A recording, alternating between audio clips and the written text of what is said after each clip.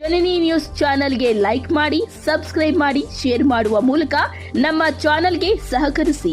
ಹೆಚ್ಚಿನ ಮಾಹಿತಿಗಾಗಿ ಸಂಪರ್ಕಿಸಿ ಹರಿಚಿನ್. ನಾವು ಕಾರಣಾಂತರಗಳಿಂದ 3ನೇ ತಾರೀಕಿನ 6ನೇ ತಾರೀಕು ಬದಲಾವಣೆ ಮಾಡ್ತಾ ಇದೀವಿ, ಮುಂದೂಡ್ತಾ ಇದ್ದೀವಿ.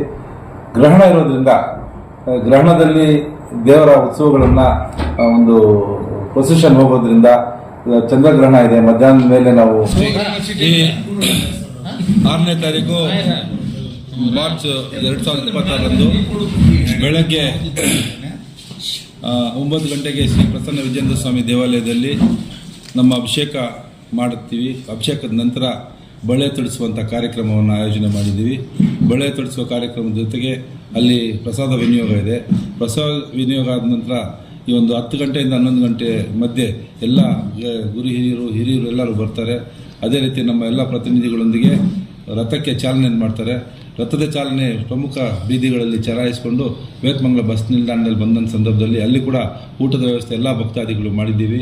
ಆ ಒಂದು ಊಟದ ವ್ಯವಸ್ಥೆಯ ನಂತರ ಅದು ನಮ್ಮ ಶ್ರೀರಾಮ ದೇವಾಲಯದ ಮುಖಾಂತರ ಹಾದು ಬಂದು ದೇವಾಲಯವನ್ನು ಸೇರಿಕೊಳ್ಳುತ್ತೆ. ಸಂಜೆ 7 ಗಂಟೆಗೆ ರಸಮಂಜರಿ ಆರ್ಕೆಸ್ಟ್ರಾ ಕಾರ್ಯಕ್ರಮವನ್ನು ಬಸ್ ನಿಲ್ದಾಣದಲ್ಲಿ ಆಯೋಜನೆ ಮಾಡಿದ್ದೀವಿ. ಅಲ್ಲಿ ಸಹ ಎಲ್ಲ ಭಕ್ತಾದಿಗಳಿಗೆ ಬರುವಂಥವ್ರಿಗೆಲ್ಲ ಕೂಡ ಊಟದ ವ್ಯವಸ್ಥೆ ಮಾಡಿದ್ದೀವಿ. 7ರಿಂದ 10 ಗಂಟೆವರೆಗೂ ಈ ಒಂದು ಕಾರ್ಯಕ್ರಮ ಇರ್ತದೆ. ಈ ಒಂದು ಕಾರ್ಯಕ್ರಮದಲ್ಲಿ ಎಲ್ಲ ಗ್ರಾಮಸ್ಥರು ಭಕ್ತಾದಿಗಳು ಬಂದು ಭಾಗವಹಿಸಿ ಕಾರ್ಯಕ್ರಮವನ್ನು ಯಶಸ್ವಿ ಮಾಡ್ಕೋಬೇಕು ಅಂತ ಮತ್ತೊಂದು ಬಾರಿ ಮನವಿ ಮಾಡ್ಕೊತಾ ಇದ್ದೀವಿ. ನಾವು ಕಾರಣಾಂತರಗಳಿಂದ 3ನೇ ತಾರೀಕಿನ 6ನೇ ತಾರೀಕು ಬದಲಾವಣೆ ಮಾಡ್ತಾ ಇದೀವಿ, ಮುಂದೂಡ್ತಾ ಇದ್ದೀವಿ.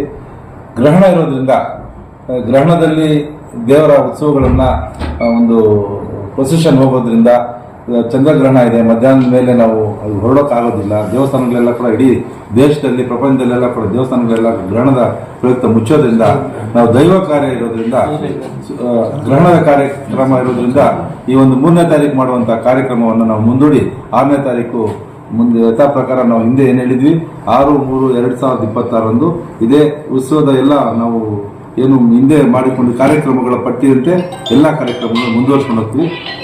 ಹಾಗಾಗಿ 6ನೇ ತಾರೀಕು ಎಲ್ಲ ಬಂಧುಗಳು ಎಲ್ಲ ಭಕ್ತಾದಿಗಳು ಬಂದು ನಮ್ಮ ಕಾರ್ಯಕ್ರಮಗಳಲ್ಲಿ ಭಾಗವಹಿಸಿ ಕಾರ್ಯಕ್ರಮವನ್ನು ಯಶಸ್ವಿ ಮಾಡಬೇಕು ಅಂತ ಮನವಿ ಮಾಡ್ಕೊತಾ ಇದ್ದೀವಿ.